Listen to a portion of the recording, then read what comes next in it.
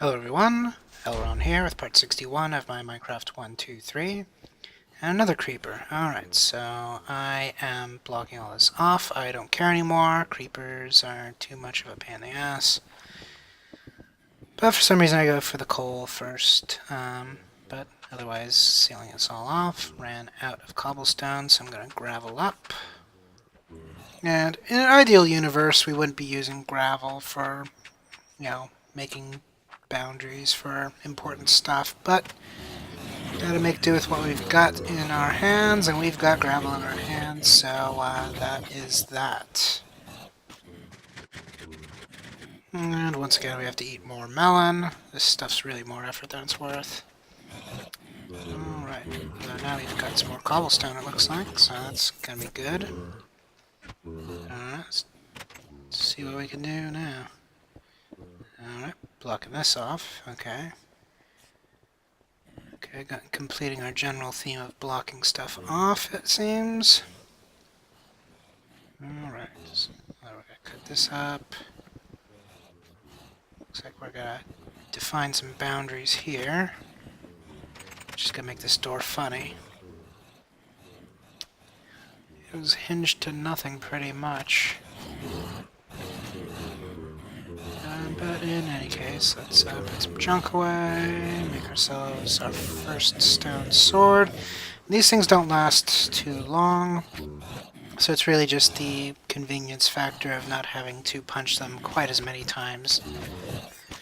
But eventually, also, we're going to be doing this long enough to the point where we'll have more steel swords than we know what to do with, so we'll start using steel swords at that point. So that will make things nice, and we picked up some iron. Iron's good. Since we've been doing mine carts to places, we do need a lot more iron than we used to, because that stuff doesn't take us all that far in the grand scheme of things.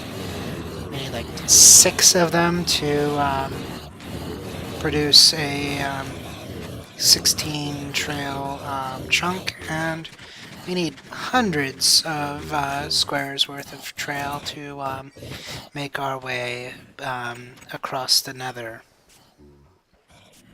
Alright, so looking at the dimensions here, put the little top thing there, blocking that off, getting more torches up.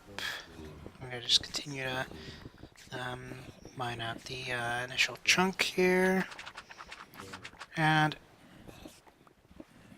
given the fact that I end up having to do shenanigans to make them come back up layers, it may have made sense to have not bothered mining down and just float it as is. And looks like I do end up replacing some of the gravel with real stuff. Alright. So now, what are we up to? Every now and then I do like to come back to the zombies and fight them, clear them out, just in case there is some like theoretical maximum to how many of them could be confined to one space before bad things happen, or efficiency goes down, or something.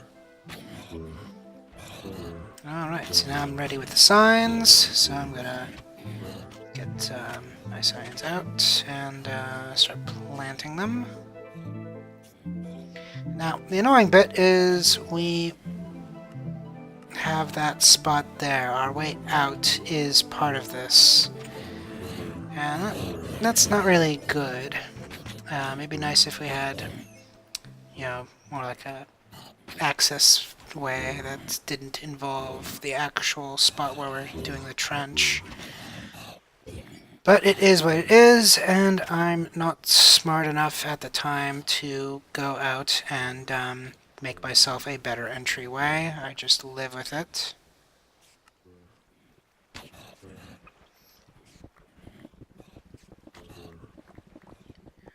Then I mine this out. And at some point I think I decide that I want to go one deeper, but I haven't done that yet. Is that now? Yes. I'm not sure. Okay, there we go. So we're figuring out how far we need to go here, then put a sign there. Not sure what I'm doing here. Not a fan of everything that's going on, but it is what it is.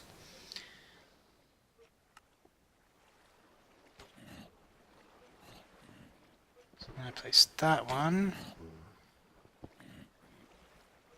Which doesn't really make it climb.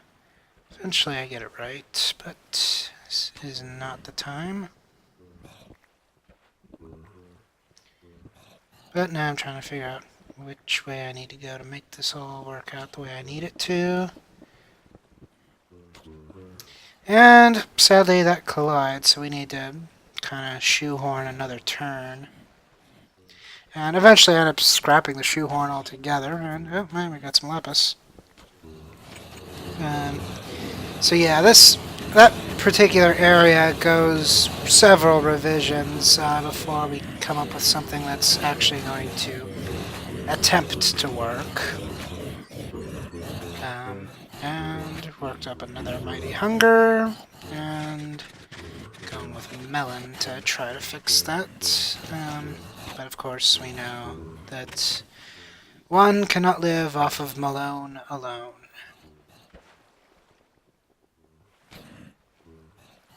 Alright, so make myself a little water trough. That takes us to here. You make a sign there.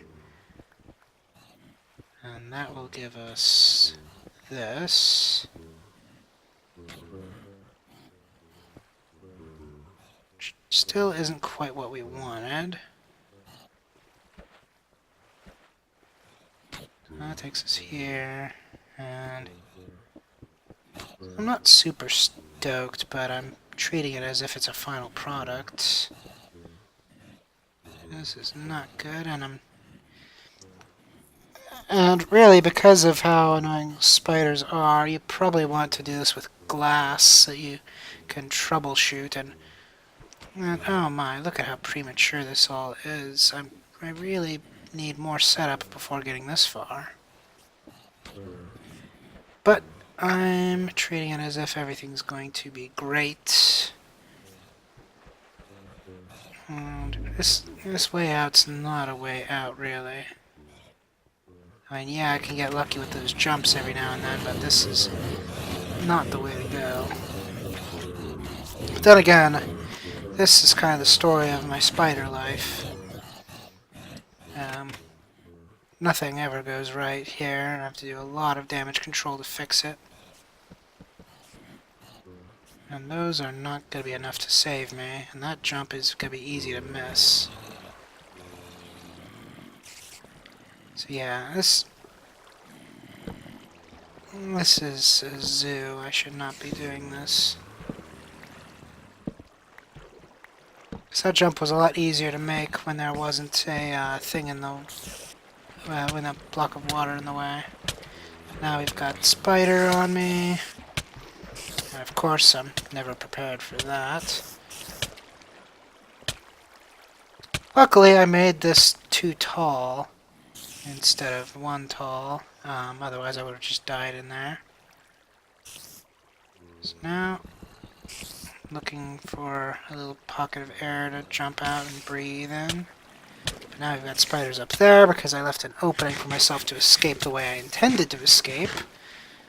So yeah, everything that could have possibly went wrong, went wrong. I mean, this is basically Jurassic Park at this point.